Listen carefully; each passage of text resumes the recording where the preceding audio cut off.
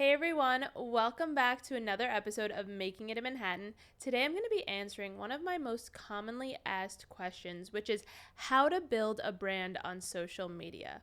For someone who kind of just fell into it while working at Teen Vogue and InStyle, I've learned a lot along the way. So I'm calling this episode 12 Tips to Growing Your Social Media. So let's just dive in.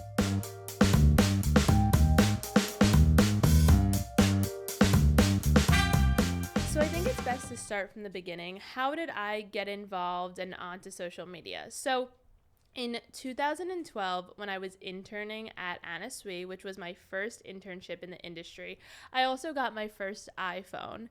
And I'll never forget going into the office the next day and being with the other interns and asking them, hey, what apps do I need to download and things like that. And the first app they told me I needed to download was this thing called Instagram. At the time, I had no idea what Instagram was. They pretty much told me it was like an app where you can just like share photos. So they downloaded the app. I'll never forget. I went right into the app, took a photo with the app, which I couldn't even imagine doing that now, put a filter on it, and posted it right to Instagram. Like that is how it was in the beginning.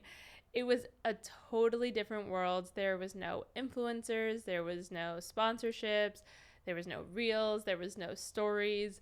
Instagram was just like very, very bare bones back then. It was you posted a picture and you signed off. And also like 2012 to 2014, Instagram was such a time. It was like overly filtered photos and all about like selfies, and there was no curation, there was no making it pretty. It was just like a fun, I would say like photo diary app. And so I loved Instagram. I always joke I was always a chronic oversharer. I look back at old Facebook statuses of mine from high school and college and I'm like, why was I being so open and sharing that? Nobody cared. But it was just like always in my DNA to be a chronic oversharer. So in college, my posts on Instagram were mainly just like my life in college, out and about. I'd say maybe my senior year of college, I started like posting a little bit more like outfits I was wearing and things like that, but nothing like formal. Was very much like overly filtered photo, or sometimes there was like you could put one photo and then like some small photos next to it of like my shoes and stuff all in one picture. It was a time, like these like collages and stuff. I look back and I laugh like how different Instagram was. So I just like always had fun with the app, started sharing my outfits, never imagined it could be a job. When I started working at Teen Vogue, again, I still always loved sharing. I would share events I was at when I was going to Fashion Week. And it was funny, during that time while working at Teen Vogue, I could slowly start to see my numbers rise, getting followers. But again, didn't think of it as, oh, like I need to get more followers so this will be a job. It was just essentially like, oh, this is cool. More people are following me. I'm going to just continue sharing the events I'm at, the fashion week shows I'm going to, my daily outfits. And then when I got my job at InStyle magazine, again, kept posting and things like that. But one of my articles that I was assigned to write, because I was a writer for InStyle.com, was I got to write an article on fashion bloggers at the time. This was now 2015, and I got to interview like all of what I'll call the OG fashion bloggers, like Chiara Ferragni, Ami Song, and like that whole like era of the first wave of bloggers. And I remember interviewing all of them. And again, it's so funny. Like, you weren't even going through an agent or a manager at the time. Like, I was just messaging these girls directly on email, and they were emailing me back, answering questions, which it's so funny. Nowadays, they'd have to go through like an agent and a manager, and it was just such a different time.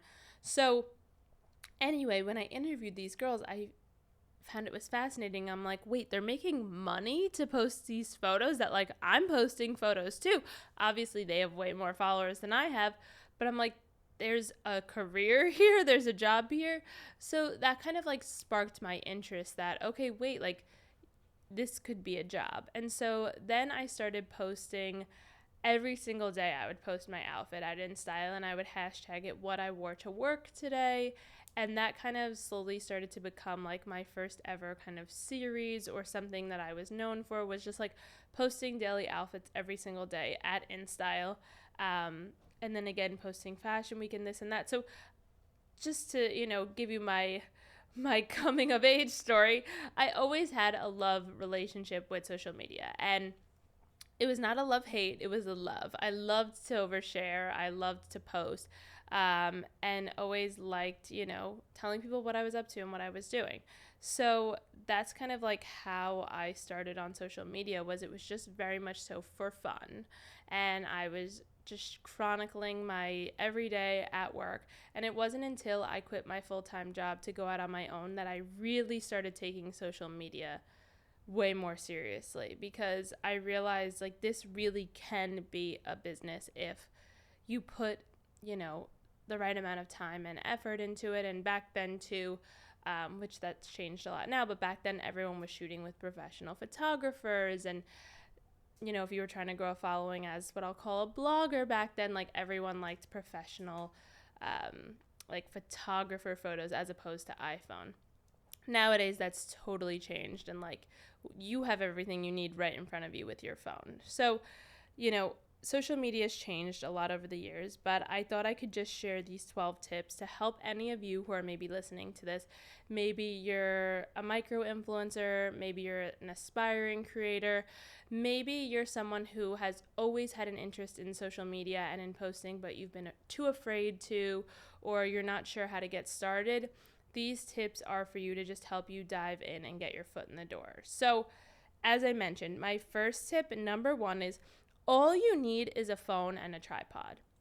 Nowadays, you don't need any fancy equipment. Like back when I was first starting out, every photo shoot I did with a photographer, which was insane. I think back, I'm like, that was so much work and like very expensive to hire photographers all the time. It's insane. Nowadays, I feel like Instagram prefers iPhone, and like even TikTok, like filming on your iPhone is way more preferred over filming on like a professional camera. So you have all the tools you need right in front of you. Your iPhone, I'm sure, or even if you don't have an iPhone, if you have a Samsung or whatever it might be, your phone. All you need is a phone. And then a tripod. You can probably get a tripod on Amazon for like $10. So right there, you have the equipment you need.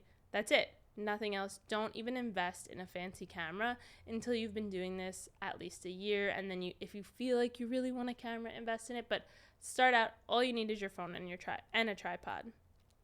Number 2, I wrote down, find your niche, ... or don't. And the reason I'm going to say this is when I first was starting out, finding your niche was like the thing. In 2015, when I was starting out, it was find your niche, find your niche, find your niche. What's your niche? What are you about? What is your brand about? And back then it was a big deal. Like my niche, to tell you guys, I was a fashion focused creator that also posted about life in New York City, like, and career advice. That was really like my niche. But it's funny, nowadays I read a lot online, like especially with TikTok and stuff, is like, don't like pigeonhole yourself into one niche. I know people on TikTok are like, just post a ton of different things, see what works, and then go from there. So with that being said, it's like, find your niche or don't. Like, I obviously think you need to know what you're about at least. Like, are you a lifestyle creator? Are you into travel? Is your brand just you? Like, I think there's some creators who do a great job that like their niche is them and the brand is them, and they post daily vlogs where they're just out and about doing things. But there's still, I'm like, yeah, the brand is you, but you're still sharing your outfits and you're still sharing your skincare routine. So you still have a niche. The or don't is just, don't lock yourself in so much, maybe. Like, if you wanna one day post a more silly video and you're like, that doesn't really fit my niche or feel so on brand for my page. I think the beauty of TikTok especially is the turnover in content is so quick. Like, you're posting like a video every day or 2 videos every day. So with that being said, try something out. If it doesn't work, move on. But I think trying out a lot of different niches, seeing what works and fits for you, and maybe what takes off. Like, maybe one day you're posting a beauty get ready with me and the next day you plant like a gardening video because you're interested in both, you're genuinely interested in both, and maybe the gardening video takes off, so then maybe you really grow a platform and grow a brand around these gardening videos, but then still sprinkle in your beauty videos because it is still what you're genuinely interested in. I think in terms of finding a niche, it's more so like, what are you genuinely interested in and what do you want to post about? So with that being said, I'm not going to be here and be like, find your niche or don't find a niche. It's kind of like, what do you want to post about? What are you interested in? Figure that out and then start posting. So with that being said, number 3, I wrote, test out the waters, see what you like and what performs well. Because you never know. Something that you thought would never perform well could do amazing. Like, for example, I post a lot about fashion, but I'm always experimenting with different formats of content. So like, I do get ready with me's a lot. And I will say in October of 2021, I was doing a lot of like front facing, speaking to the camera, get ready with me's. And one day I just decided out of the blue, I don't know why, I set up my camera and I decided to instead of speaking into the camera for the get ready with me, I filmed myself just like walking into the closet, picking out the items, and just put like a song over it. And that video like did so good and did way better than my other videos. I was like, oh, that's interesting. So then I started doing that and like pushing those out, and that became like my get ready with me format for like the next year. And then a lot of people started copying it and doing the same thing. So then I kind of stopped doing it because I didn't want it to just feel like I was doing the same thing everyone else was doing, even if I had been doing it first.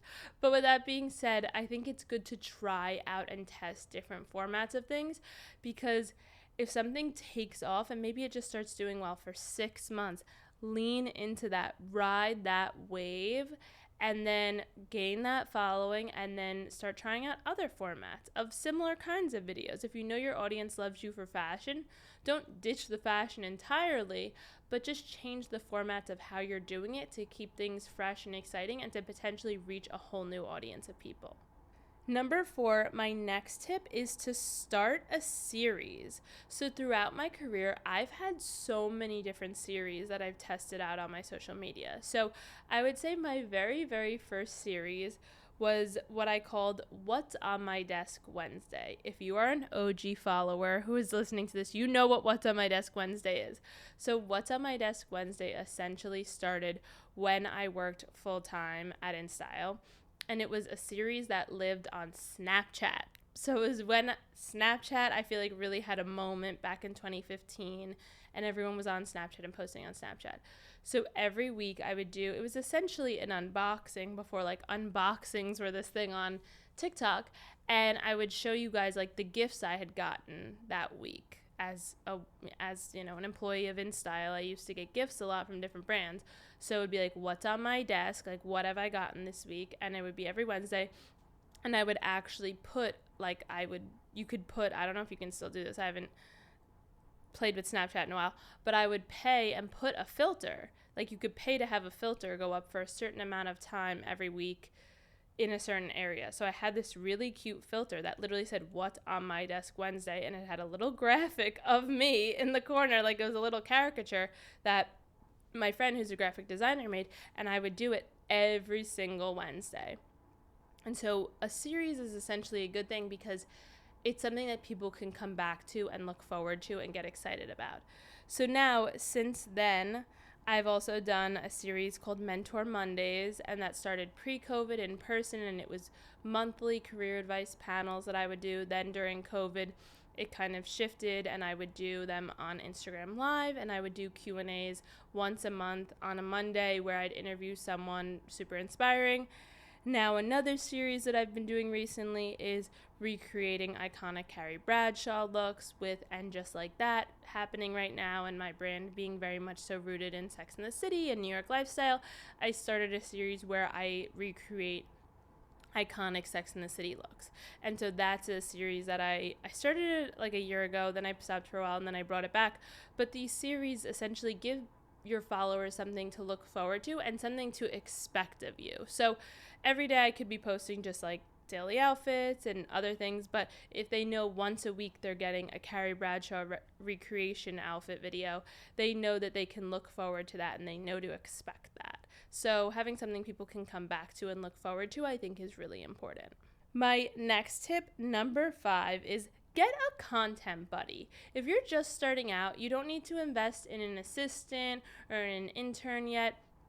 Find a friend who is also really interested in social media and who also loves creating content, and pick like a day or two out of the week to go out and shoot together. That's what I would do all the time when I first started out, was I would just shoot with friends. Like, that was the best way to do it. You didn't need to hire anybody. It didn't need to be this big fancy thing. Find a friend who's also into social media, go out, shoot together.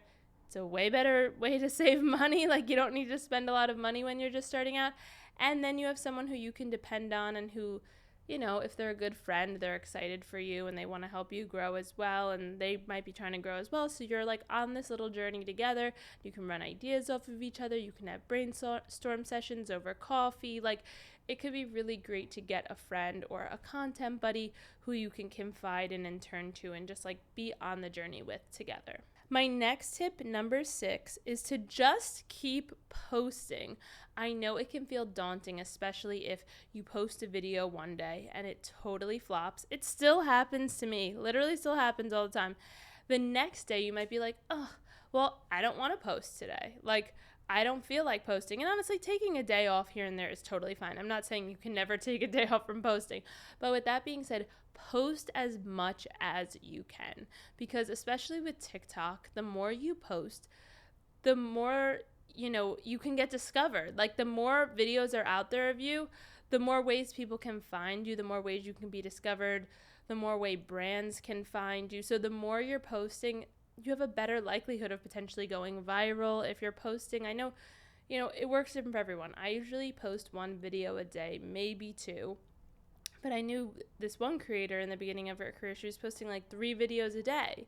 And 1 video out of every 3 was like going viral. So the more you put yourself out there, the more chances you have of getting discovered, the more chances you have of reaching a whole new audience.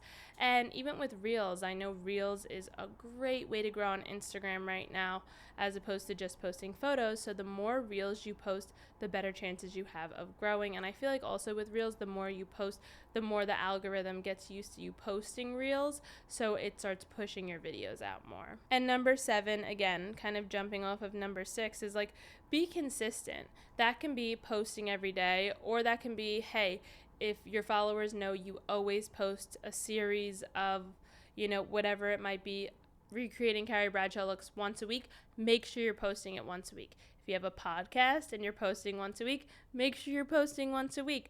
Make sure you're sharing it on stories.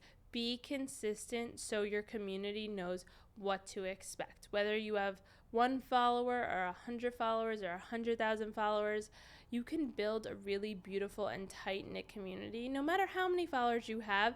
And by being consistent, they know what to expect, they know what to come back to, and they know just like what they're getting into when they follow you. If someone can go to your page and look at it right away and be like, oh, she posts a lot of color and she posts a lot of fashion, she posts a lot of New York City, follow. If someone goes to your page and they look at it and they can't in the first, I'll say 5 seconds, because people have very short attention spans.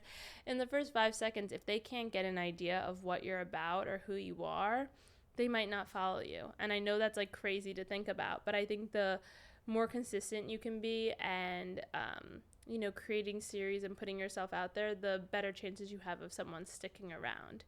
And so number 8 is be authentic. Be as authentic as you can. You want people who are following you to feel like they know you, to feel like they're your best friend, because they are. Like, I feel like I'm interacting with my community and with my followers more than some of my real friends that I, you know, don't get to see all of the time. But these are the people who are championing you, who are rooting for you, you know, and when you're putting your authentic self out there, that's a great way for them to feel like they can connect with you and that they know you, and they can cheer you on when you're having a high moment, and they can also be there to support you when you're having a really, really low moment.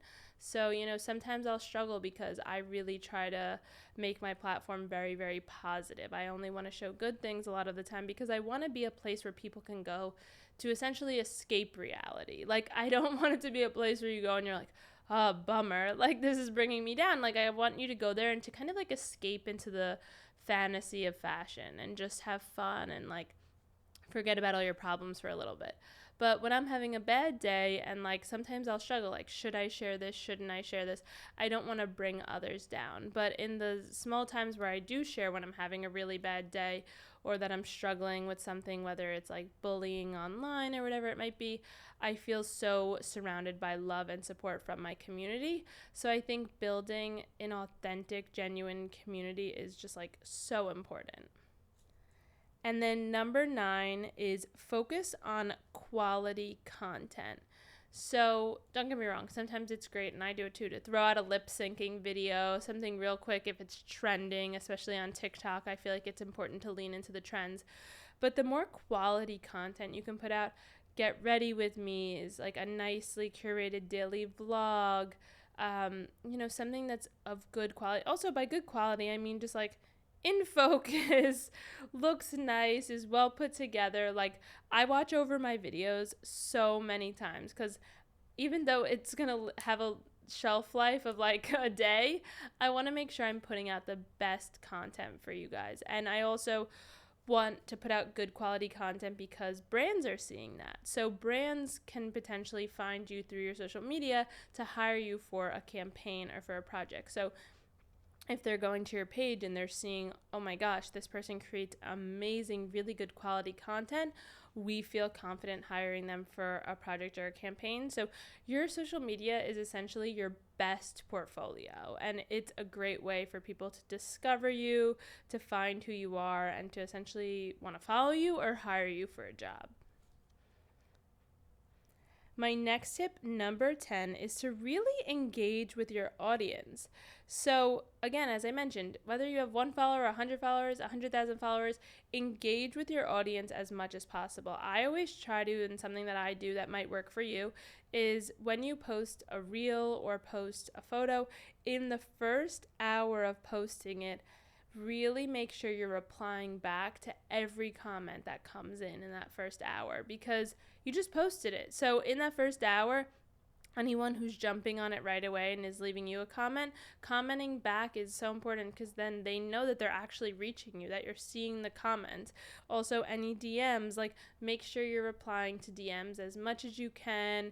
If people are tagging you in things because maybe they loved your look, so they're sharing it on their stories, repost those, like DM them back, message them back, let them know how much you appreciate them reposting your content.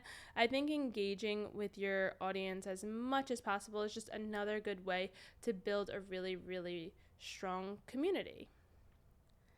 Number 11, I think, is like one of the most important tips, because I get questions a lot. Okay, Caroline, you've told me all this. You told me find your niche, post a lot, find a content buddy, all of this.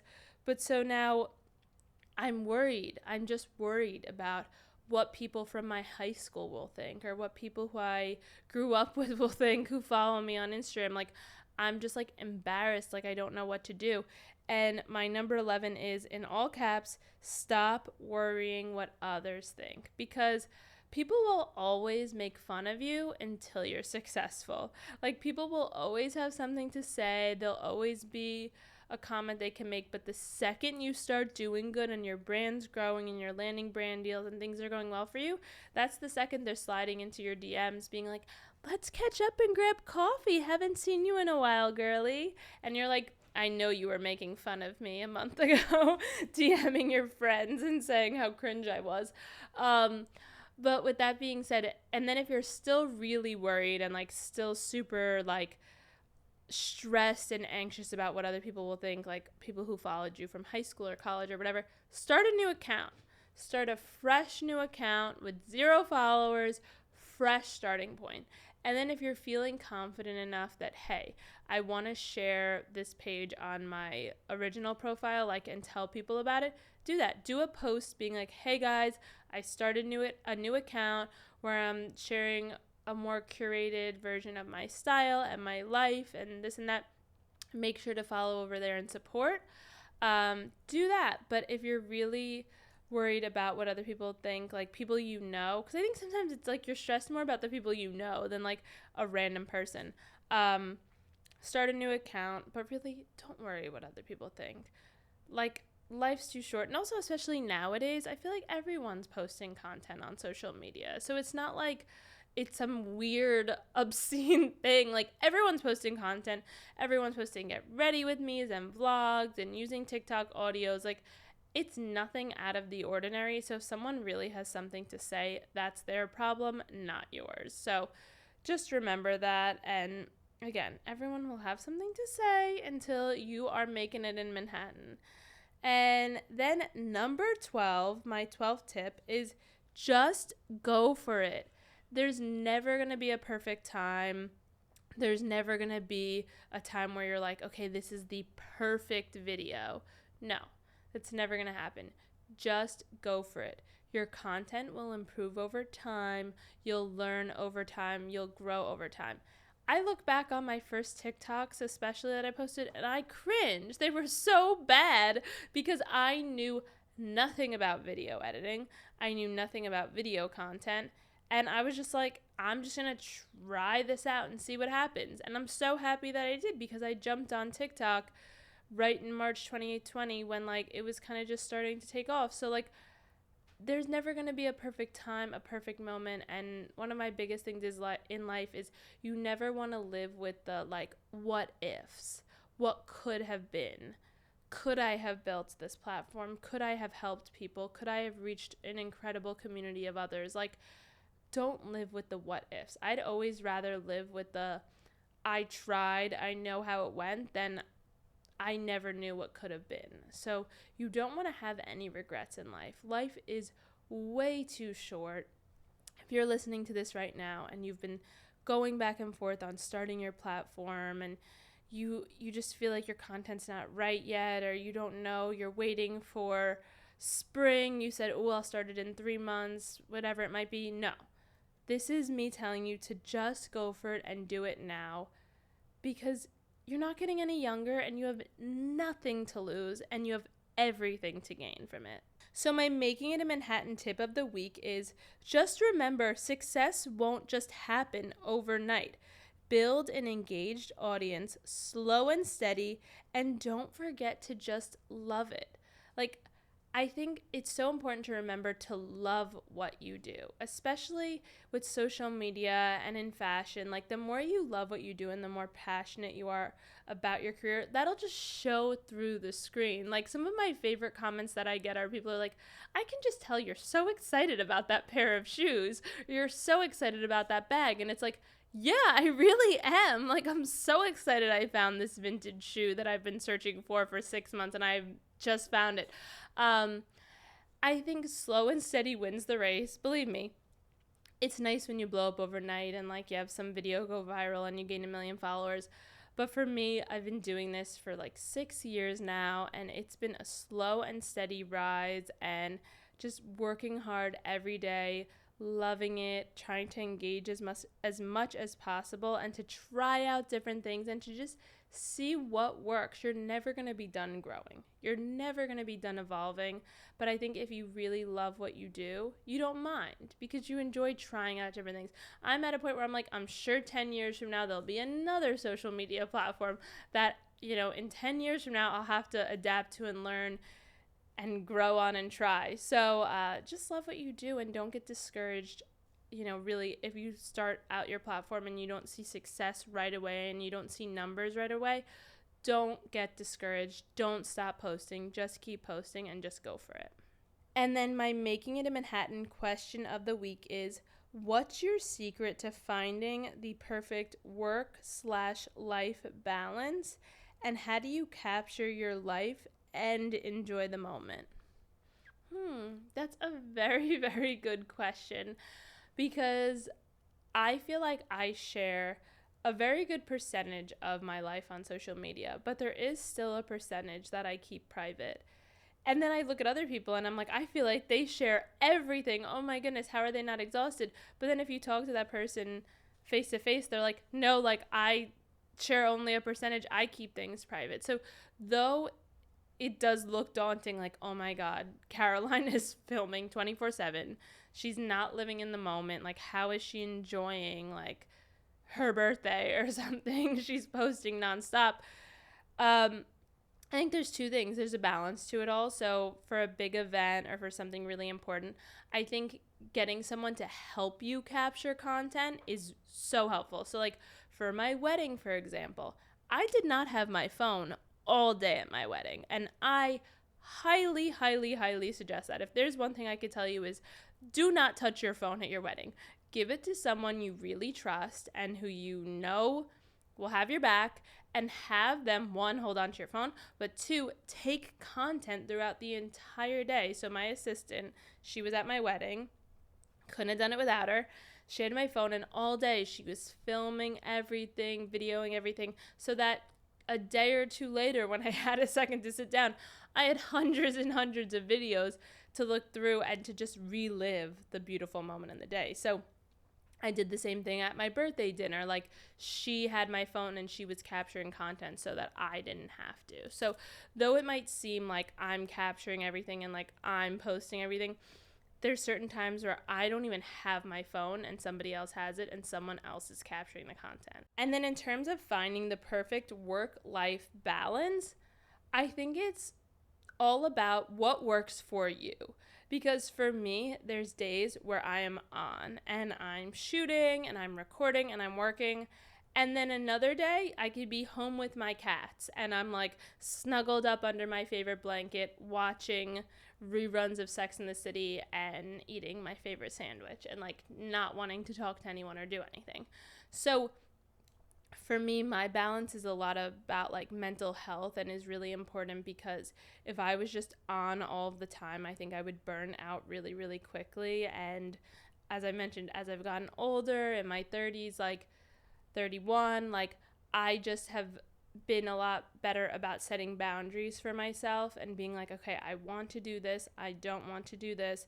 I'm going to go, I'm going to work, and then I'm going to go home and I'm going to decompress for a little bit. So like, I don't think there's ever like the perfect work-life balance. Like, I'm trying it out. There's trial and error for me. And with Dave, for example, like say Dave and I are spending a day together, like it's really important for him and I will, like, if I know I have to shoot, we shoot in the beginning of the day to like get the photos and content out of the way, so then we can just enjoy the rest of the day together. So I think finding whatever works for you, but you never want to feel like you're 100% of your time or 100% of your day just shooting constantly. I think shoot and then put your phone away, or if it's a big event, give your phone to someone else, let them capture the content so you can live in the moment. So it's all about trial and error and just finding what works for you, because what works for me might be totally different for you. But I think just creating boundaries and setting boundaries for yourself is super, super important when you work in social media. So that is a wrap on my 12 tips to growing your social media. I hope these helped you. Good luck to anyone out there who is trying to start and grow their brand. Send me any other questions you might have. Leave me a comment for future episodes, and I will see you guys soon.